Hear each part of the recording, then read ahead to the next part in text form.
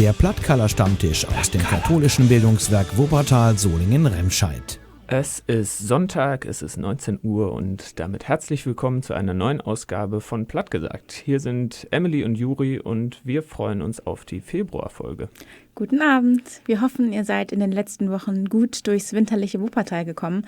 Es gab ja überall im Bergischen Land jede Menge Schnee im Laufe des letzten Monats. Genau, und deshalb macht es euch jetzt umso gemütlicher für die kommende Stunde. Erzähl mal, was haben wir denn heute auf dem Programm? Im Januar hatten wir ja doch über Vorsätze gesprochen und darüber, dass wir uns schon letztes Jahr vorgenommen hatten, mal in andere Länder zu gucken. Und genau das wollen wir heute auch machen. Wir schauen uns an, welche regionalen Sprachen und Dialekte über die deutschen Grenzen hinaus zu finden sind, was für den Spracherhalt getan wird und wie es generell um den Fortbestand bestellt ist. Ich bin mal sehr gespannt, was es so für Eindrücke geben wird. Und darüber hinaus haben wir natürlich wieder ein Bettchen Platt hier oder im Bergischen für Ank. Und unser Quiz am Ende ist ja sowieso obligatorisch. Sollen wir denn noch mal eben kurz auf die letzte Folge zurückblicken? Ja, gerne. Du hast ja schon gesagt, wir haben über Vorsätze gesprochen und einen kleinen Jahresrückblick gab es obendrein. Und ihr konntet ein Gedicht aus dem Ronsdorfer Platt hören. Da ging es passend zu Neujahr um den Blick ins Horoskop. Heute machen wir also einen großen Schritt von Ronsdorf aus in andere Länder Europas. Ich freue mich drauf. Ja, ich mich auch. Bleibt dran, bis gleich. Der Plattcaller-Stammtisch auf der 107.4. Wir sind wieder da bei Plattgesagt. Viele wünschen sich ja aktuell wieder reisen zu können und auch wieder andere Orte zu sehen als das eigene Wohnzimmer. Das ist ja aber nun mal weiterhin nicht möglich. Deshalb haben wir uns, wie gerade eben schon angekündigt, etwas ausgedacht. Und zwar unternehmen wir jetzt mit euch einen kleinen Audio-Roadtrip. Genau, und während wir also zumindest so im Kopf mal wieder rauskommen aus dem Corona-Alltag zu Hause, hören wir was über andere Regionalsprachen. Wir haben nämlich ein paar Freunde in 3 Ländern gefragt, ob sie uns dazu etwas erzählen können, was wir hier bei Plattgesagt ja sonst fast nur mit Wuppertaler Bezug machen. Eben Dialekte oder lokale Sprachen. Wir machen uns jetzt also auf den Weg und zuerst geht's in den Norden. Übrigens, in den 47 europäischen Staaten werden, je nachdem, welche Quelle man da zu Rate zieht, mehr als 200 verschiedene Sprachen gesprochen. Und ich kann mir vorstellen, da sind solche ganz lokalen Formen wie hier das Kronbreger Platt noch gar nicht dabei. Wir beginnen die Reise bei Ina. Sie hat lange hier in Wuppertal gelebt, wohnt aber jetzt in Dänemark auf der Insel Bornholm. Erzähl doch mal, wie ist es denn da bei dir? In Dänemark gibt es verschiedene Dialekte, das ist ganz abhängig von der Region, in der man sich befindet. Zum Beispiel gibt es Bornholmsk oder Københavnsk oder Fynsk, Lollandsk und noch sehr viele andere. Ich persönlich habe nur Kontakt gehabt mit dem Bornholmsk und dem Københavnsk. Und Bornholm ist eine kleine Insel, die liegt vor Schweden und dieser Dialekt ähnelt eben auch dem Schwedischen sehr. Das ist aber eigentlich im Grunde ein sehr aussterbender Dialekt, also es wird nur noch beherrscht von unserer Großelterngeneration, könnte man sagen, dass die wirklich noch auf Bornholms kommunizieren im Alltag. Die Elterngeneration haben das noch in den meisten Fällen gelernt und beherrschen das auch, zum Beispiel wenn sie eben mit ihren Eltern reden, während dann die jungen Leute von Kindesalter bis jetzt irgendwie 25, 30 Jahre das eigentlich nur noch sehr unzureichend beherrschen. Und die meisten verstehen das noch, können dann aber nur noch bestimmte Wendungen oder ein paar Worte, haben aber keinen wirklichen aktiven Wortschatz mehr oder gebrauchen das einfach nicht mehr. Und das kann natürlich dann auch manchmal zu Konflikten führen, weil viele alte Leute dann sich angegriffen fühlen, wenn ihr eigener Dialekt nicht mehr verstanden wird in einem Laden oder irgendwo, wo sie eben einkaufen, was weiß ich. Auf jeden Fall ist das eben einer der vielen Dialekte und ja, ich würde sagen, er ist schon noch ein Teil der bornholmischen Identität, besonders bei den älteren Menschen. Aber die Gesellschaft ist auch sehr viel offener geworden für andere Dialekte, beziehungsweise einfach für das ganz normale Dänisch. Und da wird jetzt auf keinen Fall mehr erwartet, dass man Bornholmsk fließend sprechen kann. Das klingt richtig interessant und mir fallen da schon ein paar Sachen auf, die wir nachher unbedingt besprechen müssen. Der Plattcaller-Stammtisch auf der 107.4. Ihr seid zurück bei Plattgesagt. Wir haben uns ja in der heutigen Folge auf einen Roadtrip durch Europa begeben und haben geschaut, wie es in anderen Ländern so mit den regionalen Sprachen aussieht. Also was für eine Bedeutung haben sie, wie viele Leute nutzen sie und so weiter. Unser erster Stopp war bei Ina in Dänemark. Danke nochmal an dieser Stelle für deine Einblicke. Jetzt sind wir mittlerweile in Frankreich angekommen. Juri, erzähl unseren HörerInnen doch mal, was für Eindrücke wir auf dem Weg hier so gesammelt haben. Okay, gerne. Wenn wir von Frankreich aus über den Ärmelkanal gucken, liegt quasi gegenüber die Region Cornwall. Was ich ganz spannend fand, da gab es mal eine lokale keltische Sprache, das Kornische, das dort schon vor gut 200 Jahren ausgestorben war, aber die Sprachwissenschaft konnte das rekonstruieren und in der Bevölkerung wiederbeleben, sodass es heute sogar wieder anerkannte Minderheitensprache in Großbritannien ist. Hätte nicht gedacht, dass sowas möglich wäre. Ja, das ist wirklich beeindruckend. Hier in Frankreich treffen wir jetzt Martin. Wir haben uns mit ihm verabredet, um etwas über das Bretonische zu erfahren. Das ist übrigens eine Sprache, die in der Bretagne gesprochen wird. Hier habe ich 2017 einen Schüleraustausch gemacht und durfte bei Martins Familie wohnen. Und wundert euch nicht, seine Antworten auf Französisch übersetze ich natürlich nachher für diejenigen, die es nicht direkt schon mithören können. Wie sieht's also aus? Wird Breton auch von jüngeren Leuten in unserem Alter gesprochen? Non, les gens de mon âge, donc j'ai 21 ans, les gens de mon âge ne parlent que très peu breton. À mon âge, ils le parlent dans leur cercle familial, dans leur maison. Si par exemple leurs parents parlent breton, ils parlent donc en famille. Mais la communauté qui parle breton, en tout cas de ceux que je connais, n'est jamais entièrement réunie entre gens parlant uniquement breton. Et surtout, tous les gens que je connais qui parlent breton ont comme langue mère, entre guillemets, le français. Et donc même entre eux, en fait, ne vont pas forcer en parlant breton. Et donc à mon âge, les jeunes du tout ne parlent, même s'ils savent qu'ils ont parlé breton, entre eux ne parlent que très très peu breton. Ou peut-être par exemple lorsqu'ils sont au lycée, j'avais un ami qui était donc dans un lycée où il parlait breton tous les jours en cours. Et je sais qu'avec ces amis-là, tous les jours, entre eux, ils parlaient breton parce que tout le lycée parlait breton. C'était un petit peu comme un îlot de gens qui parlaient que breton. Okay, Martin berichtet, dass Leute in unserem Alter, also um die 20 rum, nur sehr wenig Bretonisch sprechen. Und wenn, dann im Familienkreis, weil zum Beispiel die Eltern die Sprache beherrschen. Für alle jungen Erwachsenen dort ist Französisch die Muttersprache. Deswegen kommt es nie zustande, dass man sich ganz normal im Alltag auf Breton unterhält. Aber es gibt einzelne Leute, die zum Beispiel auf eine Schule gegangen sind, auf der Regelunterricht in dieser Sprache läuft, das gibt es. Und die bringen das dann auch mal in ihren Alltag mit, sagt er. Jetzt ist es ja so, dass hier in unserer Region das Platt grundsätzlich eher von älteren Menschen gesprochen wird. Wie sieht es da in der Bretagne aus? Ist das auch vor allem in dieser Generation verbreitet? Pas vraiment. Il reste très peu, mais il reste des personnes âgées, comme nos grands-parents, qui parlent beaucoup breton. Mais entre eux, dans le langage du quotidien, vraiment pas. C'est une langue que l'État français a essayé de détruire, parce que la France, c'est une histoire on veut unifier. À un moment, on a voulu beaucoup unifier.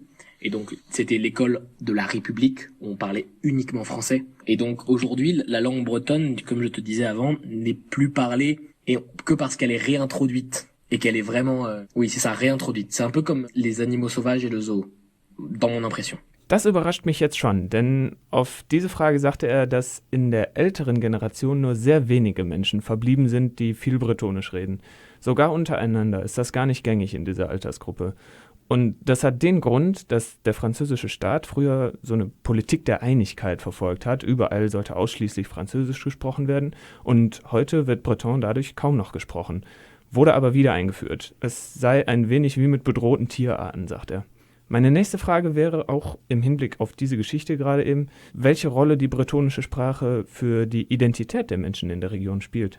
Alors, je pense que pour les Bretons qui sont nés en Bretagne, ils sont attachés fortement et c'est très important pour eux. Parce que c'est un combat de leurs grands-parents, de leurs parents. Ça, ce sont des personnes plutôt qui ont l'âge de moi, mes parents. Ces personnes-là, ils sont vraiment encore attachés émotionnellement. Klar, sagt Martin, also die hier geborenen Bretonen seien sehr stark damit verbunden. Es ist sehr wichtig für sie. Denn es sei eben gewissermaßen ein Kampf ihrer Großeltern oder ihrer Eltern und deshalb ist das für sie eine emotionale Sache. Okay, aber vielleicht hören wir zum Schluss noch ein Beispiel dazu, welchen Stellenwert die Sprache denn jetzt im Alltag hat. Dans la vie du quotidien, c'est pas très présent.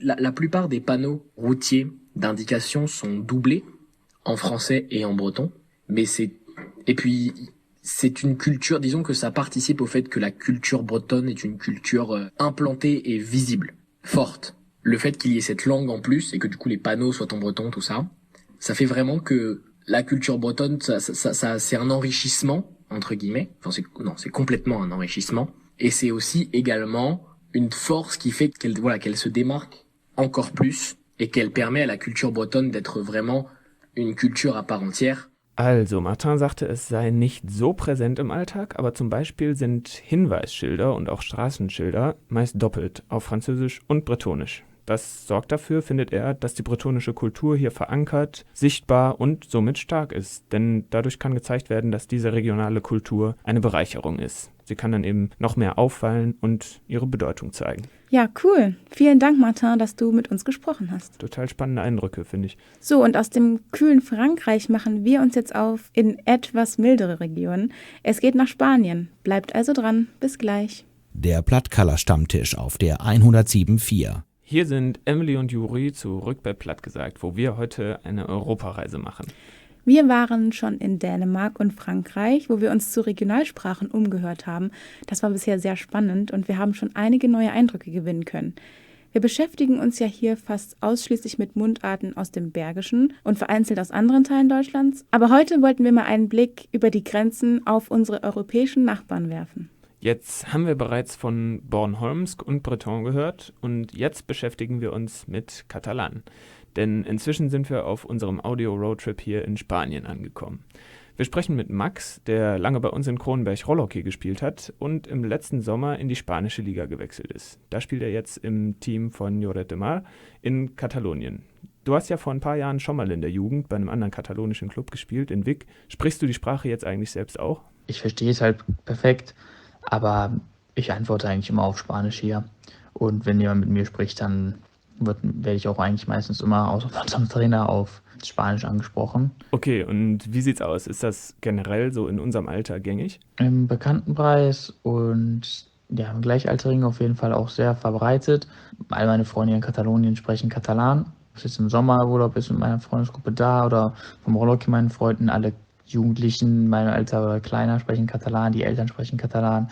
Also man könnte eigentlich wirklich denken, dass Katalonien hier, sage ich mal, ein eigenes Land ist. Eine Frage, die uns hier ja häufig verfolgt: Wie groß sind denn die Unterschiede zwischen den Generationen? Gibt es die bei dir? Definitiv ältere Leute sprechen, vor allem hier so, ich sag mal, in den ganzen Vorstädten von Barcelona, die etwas kleineren Pueblos, nennt man das hier. Da sprechen die dann schon sehr, sehr geschlossenes Katalan irgendwie. Also das ist dann schon deutlich schwerer zu verstehen oder halt auch in Vic ist es Katalan, dann hat man noch extra Dialekt und ist wirklich sehr, sehr schwer zu verstehen. Und das ist aber auch dann schwer zu verstehen für Leute, die aus Barcelona kommen, Katalan sprechen. Okay, dann gib uns vielleicht mal ein Beispiel, wie sehr die Sprache so im Alltag vorkommt. Also ja, das ist halt dadurch, dass in der Schule zum Beispiel, sage ich jetzt mal, alles auf Katalan ist in Katalonien. Außer halt, es gibt halt dann so wie bei uns in Deutschland Englisch als Fach, gibt es hier dann halt Englisch und Spanisch. Also das ist halt quasi so ein Nebenfächer. Ah ja, das heißt, es ist schon tief verankert? Ja, was soll ich sagen? Ich finde es halt persönlich noch sehr krass, dass es halt hier in Spanien wirklich so ist, die Kinder lernen fast gar kein Castellano, also Spanisch mehr, sondern wirklich sprechen von Anfang an der Geburt Katalan, kriegen alles, jedes Schulbuch ist auf Katalan. Es gibt katalanisches Fernsehen, so Radio. Also man könnte schon, es ist kein Dialekt oder so, es ist wirklich eine richtige Sprache, die ja auch ganz großer Bestandteil ist in Katalonien. Finde ich sehr spannend. Vielen Dank für deine Einblicke. Ja, und damit verlassen wir Spanien auch schon wieder und machen uns auf den Rückweg nach Wuppertal, um über die gesammelten Erfahrungen ein bisschen zu quatschen. Das hört ihr gleich, also bleibt unbedingt dran.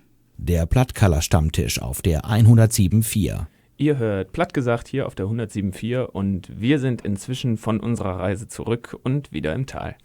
Jetzt sag mal, das waren ganz schön viele verschiedene Eindrücke, ne? Ja, mega spannend, sich so auf diese andere Art und Weise und mit den Erfahrungen von anderen darüber auszutauschen. Vor allem, weil es ja diesmal über die deutschen Grenzen hinausging. Fand ich auch, das waren sehr gute Gespräche. Also ich habe die meisten Parallelen zu unseren Plattvarianten hier im Bergischen in Dänemark erkannt. Die Großelterngeneration spricht's noch, es gibt viele lokale Unterschiede und unter Jugendlichen ist es aber kaum im Bewusstsein.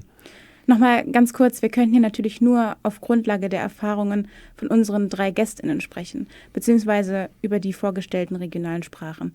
Das ist mir nochmal wichtig zu sagen, weil Erfahrungen da natürlich variieren können, je nachdem, wie andere das wahrnehmen und in welcher Region man sich befindet. Aber ja, das habe ich auch gedacht. Ich denke, der größte Unterschied zwischen Dänemark und den beiden anderen Ländern, die wir besucht haben, war der, dass Bretonisch und Katalanisch von viel mehr Menschen gesprochen werden. Ich meine, allein Katalan beherrschen 6 Millionen Menschen oder so. Ja, das ist mit Kronbreger Platt jetzt nicht unbedingt vergleichbar. Nee, echt nicht.